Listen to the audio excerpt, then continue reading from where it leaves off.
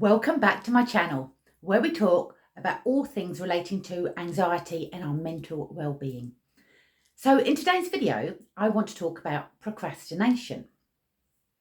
Now, if you're reading this, then I am guessing you or someone you know may be procrastinating and they're stuck in a rut right now. You're not alone, as up to 95% of the population procrastinate to some degree. Perhaps something needs to get done, but you keep putting it off. Maybe you are distracted by life, and even though you have a task or a goal that is important, you just don't know where or how to start it.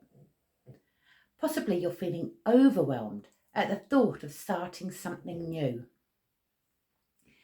If you are similar to how I used to be, I would leave everything to the last possible minute and then have to pull off a few all-nighters to be able to meet a deadline. It wasn't ideal. It was exhausting. I used to come up with all kinds of excuses I could think of to avoid doing it, whatever it was that I needed to do.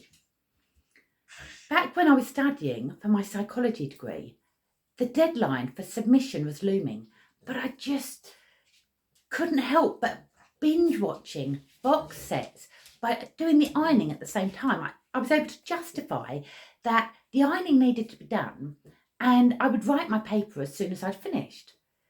But the thing is, I was ironing socks and bed sheets. They were so not the priority at the time. In fact, they're not the priority now either. But I was able to distract myself by convincing myself I was doing something that was still busy, something that needed to be done. I was using the ironing as an excuse to binge watch videos, DVDs, because I didn't know how to start my essay. And as soon as everything else was in order, I'd be fine. But we all know, life rarely works that way. When is everything ever done, dusted and sorted? I started my degree when my daughter was 10 weeks old. What was I thinking? Nothing was sorted back then. The real reason why I failed to prioritise what I needed to do was because I was scared. I was scared of being judged. I was scared of getting it wrong. I was scared of not getting it done to the standard I wanted and scared of failing. I was scared that I had taken on too much. And this feeling of being scared or fearful is our anxiety getting in our way. So before we try and understand what procrastination has to do with anxiety, don't forget to like and subscribe to my channel and hit that notification button so you're notified every time I create a new video. So what has procrastination got to do with anxiety? Well, anxiety is a feeling of unease, of fear and nervousness, of overwhelm. Everyone feels anxious at some point, such as when we're sitting an exam or having a medical test or an interview. But everyone will experience it differently, and it can be mild or it can be severe. Anxiety is not something we can avoid altogether, but it is something that we can learn to manage. Some people find it hard to control their fears and anxieties, and their feelings are more constant, longer lasting, and they can have an impact on their everyday lives. This is when an anxiety specialist can help you get to the root cause and give you coping strategies to help manage your feelings. For other people, the symptoms of their anxiety are less intense and they will have found and implemented their own coping strategies, such as perfectionism and procrastination, to protect them from that feeling of being judged. So what can we do if we find ourselves procrastinating? Start by being curious and try to identify, what are you anxious about? It will usually come down to a fear of failure, of being judged or something similar. This fear may even be subconscious because you may never have taken the opportunity to think about this before. Most often, when we distract ourselves with something easy and fun, and in my case, the box set, so I didn't need to stress myself out right at that moment because I was enjoying myself too much.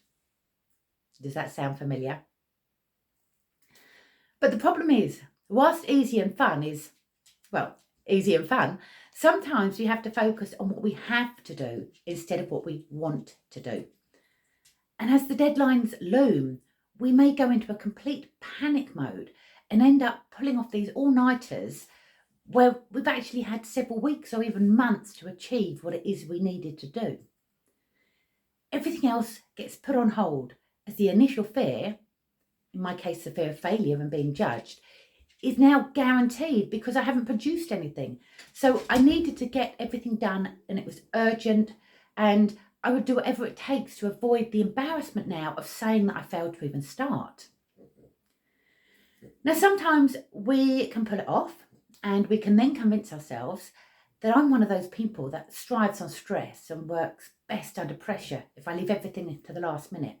That was me. But this strategy is not sustainable in the long term.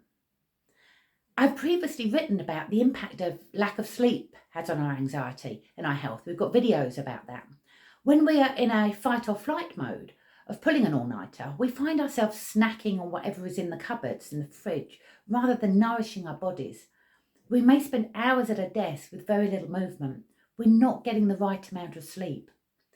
This strategy is also unhelpful if we procrastinate about things that don't have deadlines. Maybe we want to lose weight, stop drinking, start a business, write a blog, go to the gym, whatever it is, spend time with the family and friends, whatever it is that you want to do, but we just don't get round to doing it. If we have a coping strategy whereby we need to wait for things to get completely dire before we can take action, it does not make for a happy, fulfilled life. Ask me how I know. Before we discuss how to recognise if you are procrastinating, you may be wondering, who am I and how am I qualified to give you this advice? Well, my name is Jennifer Roblin and I'm an anxiety therapist and specialist.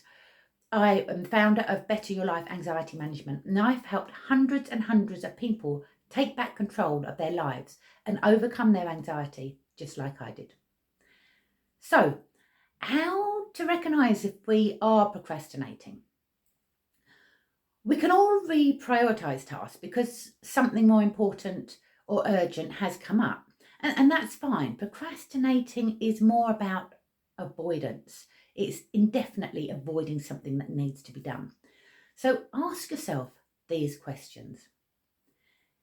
Is my day filled with menial tasks instead of important or urgent tasks? Do I end my day feeling as if I have been busy, but not feeling as if I've achieved that much? Are there items on your to-do list that have been there a long time, even when they are important or urgent? Do I wait to be in the right mood or wait for the perfect moment before I take on a big important task? Do I read emails or messages several times over without actually deciding what to do with them there and then? So I have to keep going back to the same tasks over and over again rather than just getting them off the list. Do I sit down to do tasks, then immediately distract myself with something less important? My go-to is always to make a cup of tea. Do I prioritise unimportant tasks that others have requested me to do instead of focusing on my own important tasks? Do I say yes to too many things, knowing that I won't get round to doing what is important to me? If you have answered yes to a few of these questions, then there's a high chance that you are procrastinating. So, it all starts with being aware. Procrastination is defined as the habit of delaying an important task, usually by focusing on fun and easy tasks instead. It can undermine our careers and restrict our life in so many ways. It is an active choice, but it can have serious consequences and can lead us to feel even more anxious, guilty, ashamed of our own actions, or lack of, as the case may be. If we're stuck in the habit loop of procrastinating, then we are more likely to suffer from anxiety and low self-esteem. It's not the same as being lazy. Lazy is the unwillingness to act. This is just putting something off. So remind yourself that you are not a procrastinator. You have just taught yourself the habit of procrastinating because it's a coping strategy for anxious feelings. Procrastination does not define you. It is just a behaviour that has been learned over time. Now think about it. None of us were born procrastinating. We didn't think, oh my goodness, this standing up malarkey is looking really tough. I'm not going to bother trying that. What if I fall over and make a fool of myself? What if I'm not good enough to walk? I think I'll just stay here on my back forever. We don't start out in life like that. We learn to procrastinate. So understanding that procrastination is a coping strategy that we have learned to avoid doing something we don't want to do or prioritise. It is a coping strategy to avoid anxiety and stress. So become familiar with the fear that is triggering you and acknowledge it. It may be that this fear has been around for years, 20 odd years, something that occurred in your childhood, and that fear may not be serving you right now. Next, understand what is your go-to thing to do when you're avoiding something. Notice what you tend to do, and then you can be more aware of when you are procrastinating in the future. So I realised that every time I used to sit down at my desk, I'd get straight back up and make myself a cup of tea. Once I'd noticed that, I was able to say, right, Jen, you'll get a cup of tea when you finish what it is you need to do. Acknowledge the anxious thought and the coping strategy and talk to it. I know it sounds crazy, but don't try to hide it or push it away. You may choose to say something along the lines of, thank you, anxiety. I know you're trying to keep me safe by helping me avoid what it is I need to do, but I'm okay. I've got this. I've talked before about, I used to give my anxiety a name. It was called Bruce. But talking to yourself, it helps interrupt the patterns so that we avoid doing the habit that we have created in the past.